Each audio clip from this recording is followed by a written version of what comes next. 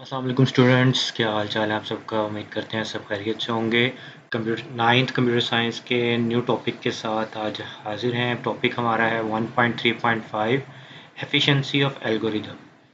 Efficiency किसी algorithm की क्या होती है और कौन सा एल्गोरिदम कितना ज़्यादा एफिशिएंट है, ये चीज़ जो है वो बेसिकली दो चीज़ों पे डिपेंड कर रही होती है। पहले तो आप ये याद रखिएगा, किसी भी प्रॉब्लम को हल करने के लिए एक से ज़्यादा सॉल्यूशन हमारे पास मौजूद होते हैं। ठीक है, मतलब एक काम को करने के कई तरीके होते हैं ना हमारे पास। तो इसी तरह किसी भी प्रॉब्लम को हल करने के लिए एक से ज़्यादा सॉल्यूशन होते हैं हमारे पास।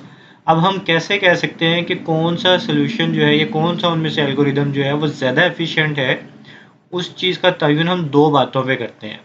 पहला है नंबर ऑफ स्टेप्स, कि उस एल्गोरिदम के अंदर कितने नंबर ऑफ स्टेप्स आ रहे हैं, और दूसरा space use in computer memory, और वो कंप्यूटर मेमोरी के अंदर कितनी स्पेस एक्वायर कर रहा है।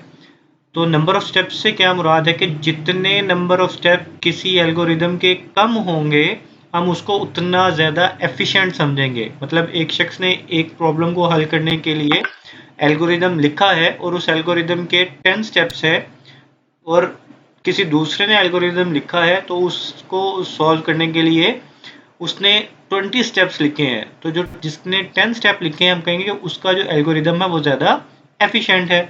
इसी तरह से अगर कोई अगर हम कहते हैं कि नंबर ऑफ स्टेप तो दोनों के सेम है, दो मुख्तलिफ हमने दो एल्गोरिदम हमारे पास किसी एक सेम प्रॉब्लम के लिए, तो हम कहते हैं कि नंबर ऑफ स्टेप्स हैं एल्गोरिदम के, वो दोनों के सेम है। तो अब बताएं कि अब कौन सा जो एल्गोरिदम है वो ज़्यादा एफिशिएंट है। तो उसका जो हम फैसला है वो इस बात पे करते हैं कि उन दोनों में से कौन से एल्गोरिदम ने कंप्यूटर मेमोरी के अंदर कम स्पेस ली है। जो एल्गोरिदम कंप्यूटर मेमोरी के अंदर कम स्पेस लेगा वो ज़्यादा एफिशिएंट कहलाएगा। ठीक हो गया, इजी सी बात है कि जिसके नंबर ऑफ स्टेप कम है वो ज़्यादा एफिशिएंट है। और अगर नंबर ऑफ स्टेप सेम है तो हम दूसरी चीज़ क्या देखते हैं, मेमोरी, कंप्यूटर के अंदर मेमोरी कितनी यूज़ कर रहा है वो। Got it. तो इसको थोड़ा सा रीड कर लेते हैं। They can be more than one algorithm to solve the same problem. किसी एक प्रॉब्लम को हल करने के लिए यहाँ पे एक से ज़्यादा एल्गोरिदम हो सकते हैं। विच वन इज़ बेटर, कौन सा बेहतर है, depend upon the efficiency of the available solution algorithm. वो डिपेंड करता है एफिशिएंसी पे और एल्गोरिदम की एफिशिएंसी पे। ठीक है, जो एल्गोरिदम सोल्यूशन एल्गोरिदम लिखा गया उसकी एफिशिएंसी पे डिपेंड करता है कि कौन सा बेहतर है। जो ज़्यादा एफिशिएंट होगा, जाहिर सी बात है वो ज़्यादा बेहतर होगा। Efficiency of an algorithm is measured on the basis of two metrics. Efficiency जो है एल्गोरिदम की वो मेजर्ड की जाती है, नापी जाती है किन दो बुनियादी चीज़ों पे, on the basis of two matrix. दो बुनियादी बातों पे जांची जाती है। पहली क्या है, नंबर ऑफ स्टेप्स, और सेकंड क्या है, use paid is computer memory. An algorithm is considered more efficient if it takes less number of steps to reach the result. अगर वो रिजल्ट तक पहुंचने के लिए जो एल्गोरिदम कम स्टेप्स लेगा वो ज़्यादा एफिशिएंट कहलाएगा। ठीक है जी। नेक्स्ट पॉइंट क्या है, we have observe in algorithms that some data is stored in computer memory which is later used to give results. An algorithm using less space in computer memory is considered more efficient with respect to the memory space. कहता है वही हमने ये मुशाहिदा किया है इन algorithm में that some data store in computer memory, कि कुछ डाटा जो है वो कंप्यूटर मेमोरी के अंदर सेव करवाया जाता है। जब हम वेरिएबल्स लेते हैं या यूज़र से वैल्यू लेते हैं तो उसको हम कहाँ सेव करवाते हैं, कंप्यूटर मेमोरी के अंदर। Which is later use to give result, जो बाद में रिजल्ट निकालने के लिए इस्तेमाल होता है।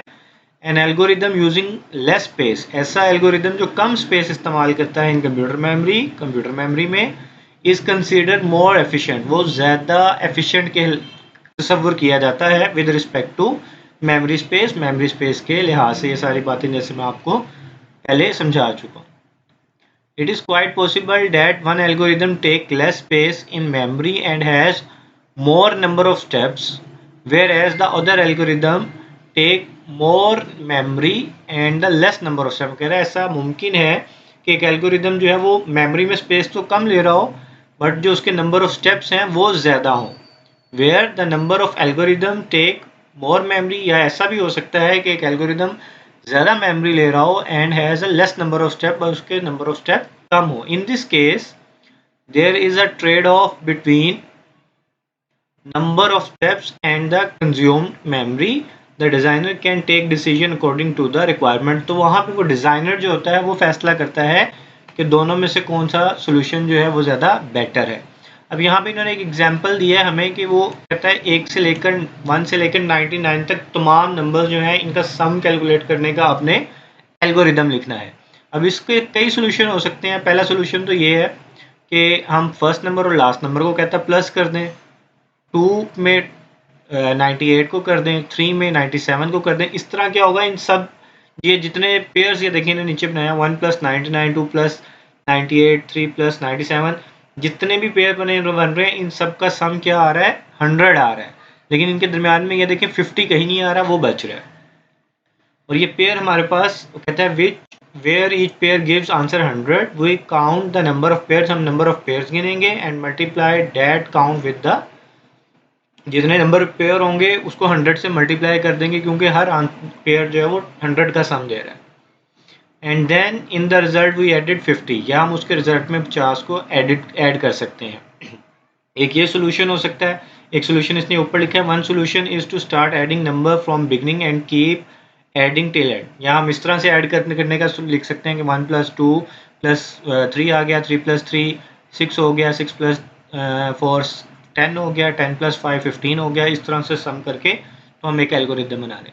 लेकिन एक और अनदर सोल्यूशन है, वो कहता है इसका एक और सोल्यूशन है जो कि फार्मूला को इस्तेमाल करते हैं हम कर सकते हैं कि n × n + 1 डिवाइडेड बाय 2, ठीक है, where n is the last term, so the solution is just to solve. तो जहाँ पे वो कहता है n जो है वो लास्ट टर्म है, तो हम क्या करेंगे 99 के अंदर 99 रखेंगे, +1 करेंगे, 99 + 1 क्या हो जाएगा 100, 100 को 99 से मल्टीप्लाई करेंगे और 2 से डिवाइड कर देंगे तो हमारा आंसर आ जाएगा. अब देखिए ये इन तीनों के अंदर सबसे कम, इसके अंदर कितने बहुत स्टेप लगेंगे. जो फर्स्ट सोल्यूशन है कि 1 में +2 किया, उस जो आंसर है उसमें +3 किया, जो आंसर है उसमें +4 किया, जो आंसर है उसमें +5 किया, इसमें बहुत ज़्यादा स्टेप लगेंगे. और ये भी काफ़ी ज़्यादा स्टेप्स हैं कि पहले तो ये ऑलमोस्ट 50 पेयर्स बनेंगे हमारे. इन 50 पेयर्स को हमें 50 पेयर्स बनाने का स्टेप होंगे, फिर उनको काउंट करने का, फिर उसके बाद जो है हमें 100 से मल्टीप्लाई करने का, काफ़ी लेंथी बनेगा. लेकिन ये जो हमारा थर्ड वाला मेथड है ये काफ़ी छोटा है और जल्द होने वाला है. मेमोरी भी कम ले रहा है और आंसर भी जल्दी कम स्टेप्स में निकाल रहा है. This example show different approaches to solve one problem. मुख्तलिफ अप्रोचेस दिखा रहा है हमें ऊपर एक मसले को हल करने के लिए. And if these approaches are used in computer then accordingly they may be a different memory usages and number of step. कहता है तीनों के लिए अलग नंबर ऑफ स्टेप होंगे, अलग मेमोरी यूजेज होगी. मैं आपको वैसे बता चुका हूँ इनमें जो हमारा बेस्ट मेथड है वो थर्ड वाला बनता है क्योंकि इसमें सबसे कम नंबर ऑफ स्टेप्स लगेंगे. उसके बाद ये एक्टिविटी है, ये आप लोग खुद देखेंगे इस एक्टिविटी को. नेक्स्ट टॉपिक की तरफ आते हैं हम. नेक्स्ट टॉपिक है हमारा difference between N algorithm and a flow chart. Difference between N algorithm and a flow chart is just like the difference between a story and a movie. कहते हैं इन दोनों का फ़र्क इसी तरह से है कि एक स्टोरी है और एक मूवी का फ़र्क होता है, जिस तरह स्टोरी और मूवी में फ़र्क है. As we have studied that the flowchart is the graphical representation of the process to solve a problem. जैसा कि वो कहते हैं हमने पढ़ा है कि जो फ्लो चार्ट है वो ग्राफिकल तस्वीरों की शक्ल में किसी मसले को हल करने का सोल्यूशन देता है. But N algorithm right the same steps in a human understandable language. जबकि एल्गोरिदम क्या करता है उन्हीं स्टेप्स को अंडरस्टैंडेबल लैंग्वेज में जो हम आम ज़ुबान समझ सकते हैं इंसान, उसमें लिखने का नाम जो है वो एल्गोरिदम है, उन्हीं स्टेप्स को. आगे कुछ उसने एडवांटेजेस दिए फ्लो चार्ट के. इजी टू ड्रा होता है, easy to understand problem solving, problem के सोल्यूशन को समझने में आसानी हमें आती है. इसमें एरर निकालना बहुत आसान है. इजी टू आइडेंटिफाई एरर अगर कोई आ जाए. Easy to observe flow from one step to another. Flow हमें बड़े आसानी से पता चल जाता है कि इस स्टेप के बाद हमने किस स्टेप पे जाना है. डिसएडवांटेज देखते हैं जी इसके. More time is required to draw flow chart. जैसी बात है, फ्लो चार्ट अगर आप ड्रा करने लगेंगे तो उसमें टाइम चाहिए। Modifying a flow chart is not very easy every time. वैसे भी उसको बार बार अगर आपको मॉडिफाई करना पड़ता है तो बार बार आपको बनाना पड़ेगा, मतलब स्टार्ट से एंड तक आपको सारा बार बार बनाना पड़ेगा। तो ये एक डिसएडवांटेज है, टाइम टेकिंग है। It is not suitable for a very long problem. मतलब कोई, ये तो हम छोटी छोटी अभी तक हमने जितनी एग्जाम्पल पढ़ी हैं, छोटे छोटे प्रॉब्लम देखे हैं, लेकिन अगर कोई बहुत बड़ी प्रॉब्लम हो, उसका काफ़ी लेंथी सोल्यूशन हो, मतलब 2-3 सफ़ों में जाने वाला, तो उसके लिए ये सूटेबल तरीका नहीं होता। ठीक है जी। उसके बाद एडवांटेजेस ऑफ एल्गोरिदम देखते हैं। इजी टू राइट है, लिखना आसान है। Technique to write an algorithm are easy to understand.